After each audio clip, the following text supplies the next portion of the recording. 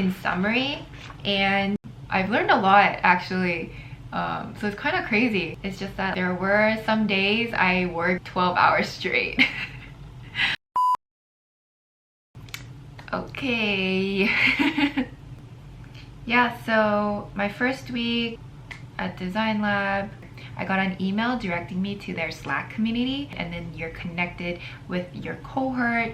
And so I'm in the YURSA cohort. I think my cohort has the biggest turnover rate. Usually they have like an average, like I guess 50 or so students, but ours has around 100.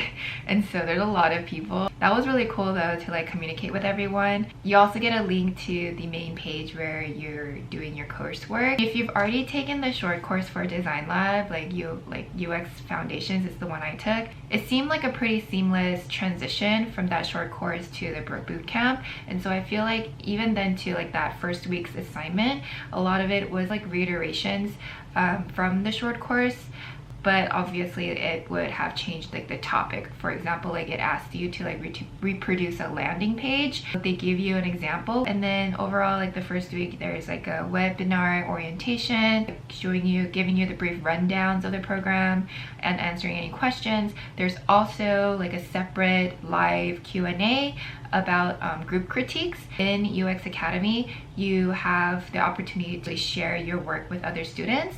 Since it's like a self-paced program, it's not like you're actually in like a communal like learning setting, you know, like where you're actually logging in and you're going over course material with other students. You do that on your own, but like when you actually want to share your work, then you could sign up for your group critiques.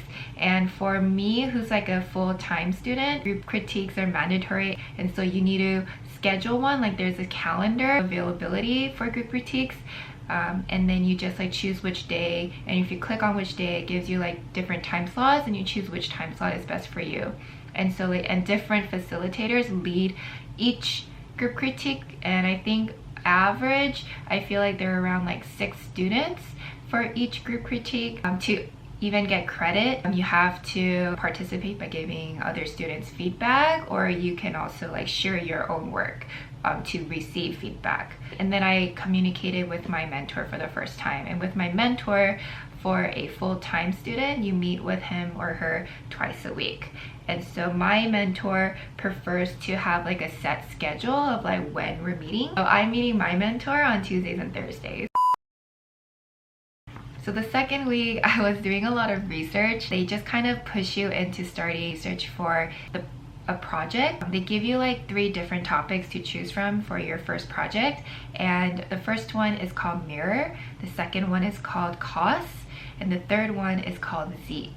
And now like these are just very like out of the box names. So like what are they? The first one, Mirror, is like a retail website, like a shopping website. And then the second one, Cost, is like an insurance website. And third one is like a travel booking website, but this one's a little bit more creative where it doesn't exist at this time. It's a time traveling booking website. The idea of that one is like, imagine if you can like time travel to a different time period. Like let's say I want to go to like the feudal Japan, right?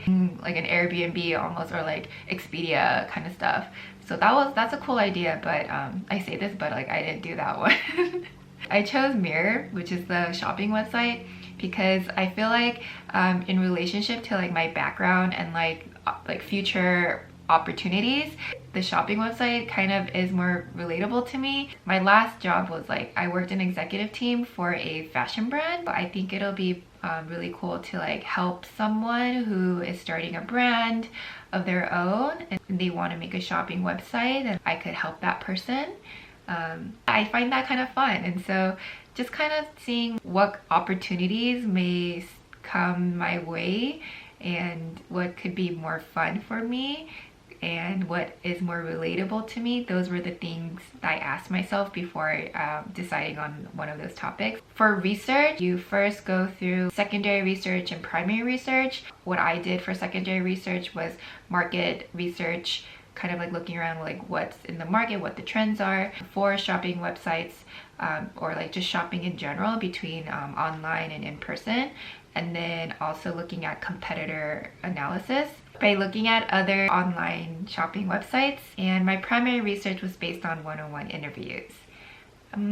They took a long time. I think that whole research phase, including with the interviews, they kind of estimate, the program gives you like some like time constraints for like each assignment.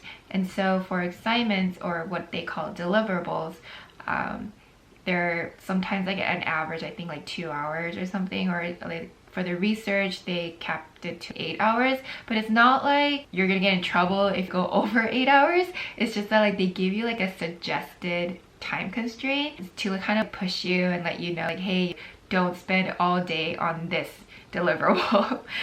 So they kind of give you an idea. Roughly, you should finish it around this time. And sometimes like they give you more time than you really need for some of the assignments. So yeah, but I still thought that was kind of useful to kind of have a mental note. Oh, like I should try to finish it around this time, right? On the home page, once you log in and you see your home page, on the right side here, you would see how many number of hours you completed and how many more number of hours you need to go. It kind of gives you a status chart of like where you are at right now. Like it counts down for you as you complete your deliverables and your reading assignments. Once I do my research of all of that and get my data, so once you have all of your research data, you can use your interviews that you did to transcribe word for word. Like I use Google Doc, and I just kind of like listen to the interviews I recorded. Of course, you had to get permission to record them, so I did that, FYI. So with the recording, I had to like transcribe everything word for word, because my mentor said this is what I need to do, because I don't want to miss any opportunities where there's a pattern. So my interview, I asked them questions like, what's your experience shopping online versus in store? I'm trying to empathize with my user here to later create my empathy map. And so with my empathy map, I write down the bullet points of each participant's notes, and I put it on the wall on a post-it, and each post-it has participant 1, 2, 3, and 4. From there, the process is like trying to empathize with my users, right? What's the most common frustration? What's the most common need? What's the most common goal? What's the most common motivation to shop online? And so I was looking for all those, and then basically I combined each and every one into those categories as clusters. And then in the clusters, I highlighted my users' insights, and then I highlighted my users' needs. This was really important. I learned to eventually create my provisional persona, and a persona is like a make-believe person who could be my potential user for my website. So I just created like a make-believe shopper. All of that previous research is really important to create your persona, and your persona is going to be really important to reference on for your even like the upcoming next steps. And then towards the end of the research phase, you make like a research findings PowerPoint, kind of like PowerPoint that you would potentially show like your stakeholder or your client. And so with my mentor, he had me present mine for like 15 to 20 minutes, and I was like really scared because that was like my actual first like official, I don't know, opportunity to present. And luckily I think I did okay. He said that I was like one of the like the better ones of that week, and honestly don't know if he's just saying that to like make me feel better, but I mean it did make me feel better. So yay. Can I just note that like my mentor too, he's pretty intense. Like he's been teaching at UX Academy for 5 years now. He has very distinct ways of how he wants things to get done, and so he's very structured. And I think that comes like his personality comes from like an engineering background, and so I could see that shine through. I kind of just see my mentor almost like a professor at a university, and like group critiques as like discussions with like a TA. That's the kind of like atmosphere he exudes. Like, and he was also a visiting research professor at Stanford for a bit. So I was just like, yeah. And yeah, I think he like worked a couple projects with MIT, so I'm just like, wow.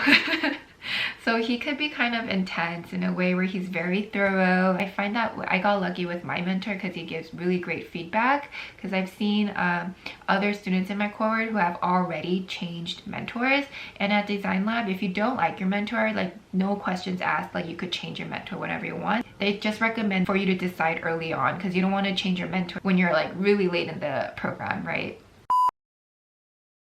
So that was week 2, and then week 3, that whole research phase bled into week 3 because your mentor also reviews your homework. So your mentor has like 24 to 48 hours to respond back to you when you submit an assignment. It's kind of like on a roll ball, like everything's progressing at a steady pace. So there is a deadline where you should complete assignments every week, and that's on Sunday night. So every Monday is the start of a new week. I mean, you don't get penalized for not completing on time, but right before you start your UXA Academy, you get an email to sign a agreement form, and in that agreement form, you should read through that agreement form, because in that agreement form, it specifically explains that for you to get a full reimbursement of your tuition, you need to complete everything on time. So for that whole week, you need to complete it by Sunday. And you also need to complete, if you're on the full-time track, you need to complete your group critiques. And I think the mandatory requirement is like 12 weeks. So they do give you kind of a buffer, since our program's like roughly estimated to be 15 weeks. Also need to have met with your like mentor regularly. And I think at the end of the program, your mentor does give them like a review of like how you were as a student. My mentor has been teaching with Design Lab for so long. He tells me during our call that like, hey, you know, we're on our 4th call and we're doing this and this and this, and you're pretty on track.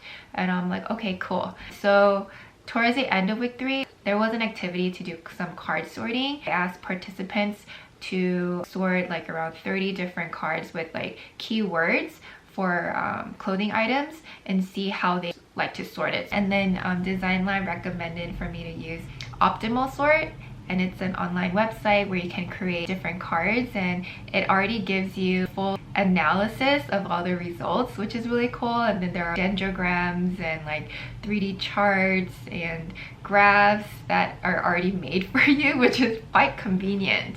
And so it's free to use the basic features that they provide. If you want like more than that, then you have to pay for their upgrade. So I didn't want to do that, so I just did the minimum basics. Yeah, so I just asked a couple people to do it, and then I would get back to them and ask them questions on how it was. So if you participated, thank you for helping me. I even put a link on my Instagram bio to like ask people in my stories and be like, please help me. And then like people have told me, like they DM me like, hey, I did it. I'm like, okay, cool, how was it? And then, was it hard? Was it good? Was it easy? And they're just like, yeah, it was really fun. I'm like, okay. And after I do all that, I make a sitemap showing content relationships for my website. And then after that, I created like 3 examples of lo-fi wireframes.